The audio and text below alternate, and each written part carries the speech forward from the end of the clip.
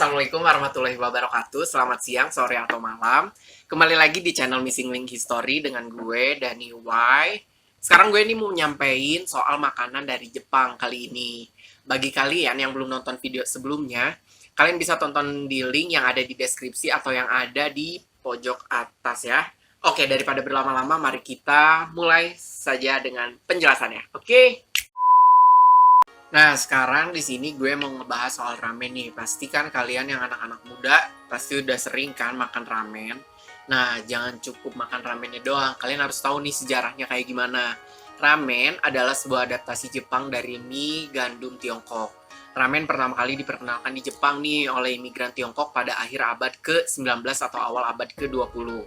Menurut catatan Museum Ramen Yokohama, ramen berasal dari Tiongkok dan diperkenalkan di Jepang pada tahun 1859. Versi awal dari ramen adalah mie gandum dalam kaldu dengan daging babi panggang ala Tiongkok. Nah, itu tuh sejarahnya dari ramen sendiri. Bagi kamu yang sedang belajar bahasa Jepang, kata ramen berasal dari kata lamian.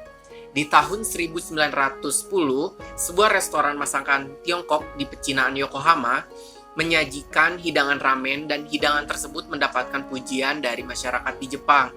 Hingga tahun 1950-an, ramen disebut dengan nama Shina Soba yang secara harfiah berarti soba Tiongkok.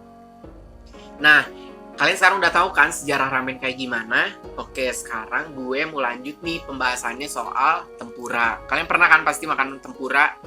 Nah, untuk sejarahnya sendiri, sebenarnya tempura bukanlah makanan asli Jepang. Berdasarkan catatan sejarah, makanan yang dicelupkan ke dalam adonan tepung, lalu digoreng, pertama diperkenalkan ke Jepang oleh misionaris dari Portugal pada abad ke-16.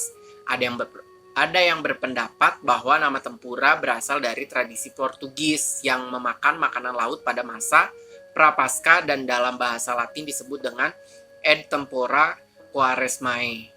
Di zaman Edo, tempura menjadi makanan yang dijual pedagang kaki lima. Pada awalnya, tempura merupakan sebutan untuk masakan dari daerah Okinawa dan Kyushu yang digoreng menggunakan minyak goreng impor.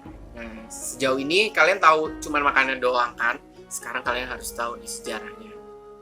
Nah, sekarang aku mau bahas nih, ini pasti anak-anak muda selalu nih makan ini. Ini sekarang soal sushi. Sushi adalah makanan Jepang yang terdiri dari nasi yang dibentuk bersama lauk neta berupa makanan laut, daging, sayuran mentah atau sudah dimasak. Nasi sushi mempunyai rasa masam yang lembut karena dibumbui campuran cuka beras, garam, dan gula. Awalnya sushi merupakan makanan yang diawetkan pada era 4 abad sebelum Masehi di Asia Tenggara. Ikan difermentasi dan disimpan di dalam beras dan garam. Beras ini hanya untuk menyimpan ikan, jadi sepertinya dibuang tanpa dimakan. Cara menyimpan ikan ini juga sampai ke Jepang, lalu pada zaman Heian dimakan sebagai nare sushi. Orang Jepang yang suka beras sejak zaman Muromachi memakan ikan tersebut tanpa membuang nasinya. Lalu pada zaman Edo muncullah ide untuk membuat haya sushi atau sushi cepat tanpa memfermentasikan ikannya, lalu dicampur dengan arak membuat nasinya berasa asam. Di akhir zaman Edo, awal abad ke-19, lahirlah nigiri sushi, sushi kepal di Edo, Tokyo. Oleh karena itu, sampai sekarang, banyak orang Jepang yang menganggap Edo Mae Sushi identik dengan sushi kepal. Osaka Sushi identik dengan sushi kotak atau sushi tekan, tetapi ada satu lagi arti dari Edo Mae Sushi. Edo no Mae di depan Edo artinya sushi yang dibuat menggunakan ikan atau rumput laut yang baru saja ditangkap di Teluk Tokyo. Nah, untuk sejarah sushi sih, itu berarti memang si sushi ini ternyata difermentasikannya dicampur sama arak ya kalau dulu, kalau sekarang enggak ya kayaknya. Nah, untuk selanjutnya, gue mau bahas soal onigiri. Sejarahnya onigiri pertama kali dibuat pada tahun 1987, tepatnya pada zaman Yayoi atau zaman dalam pembagian periode sejarah Jepang pada abad ke-8 sebelum Masehi sampai abad ke-3 Masehi. Dahulu kalangan wanita di Istana Kaisar menyebut onigiri ini dengan nama lain omu subi. Biasanya onigiri dibuat untuk bekal makanan siang dan juga untuk bekal untuk piknik. Biasanya juga onigiri dibuat untuk dimasukkan ke dalam bento atau nasi kotak. Tidak seperti makanan Jepang lainnya yang cara makannya menggunakan sumpit, onigiri dimakan dengan menggunakan tangan.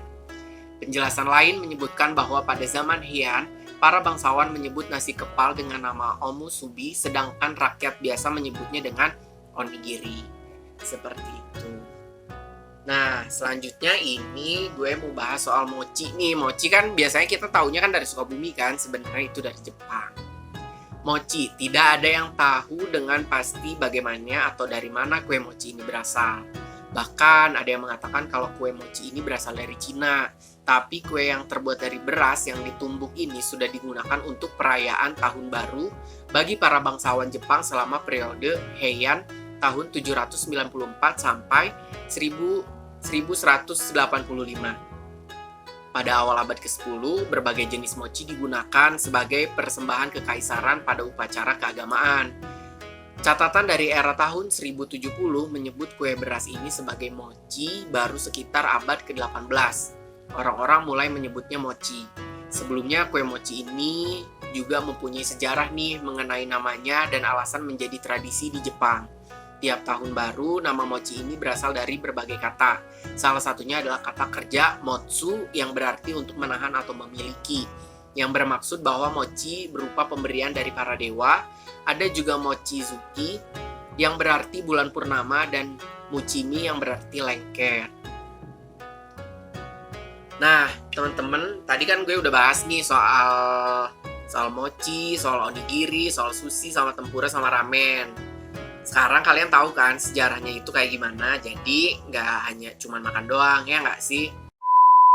Makasih ya buat kalian semua yang tadi udah lihat penjelasan dari saya. Sekian dari video yang Daniwai bahas. Apabila kalian memiliki kritik dan saran, dapat kalian tulis di kolom komentar di bawah ini. Karena komentar kalian dapat membangun channel ini lebih baik lagi. Jadi jangan sungkan ya buat kalian komentar kekurangan kita apa. Apabila channel ini bermanfaat untuk kalian, bisa support dengan subscribe channel ini dan share ke seluruh dunia agar mereka tahu, aktifkan juga lonceng notifikasinya. Saya pamit undur diri. Assalamualaikum warahmatullahi wabarakatuh. Bye!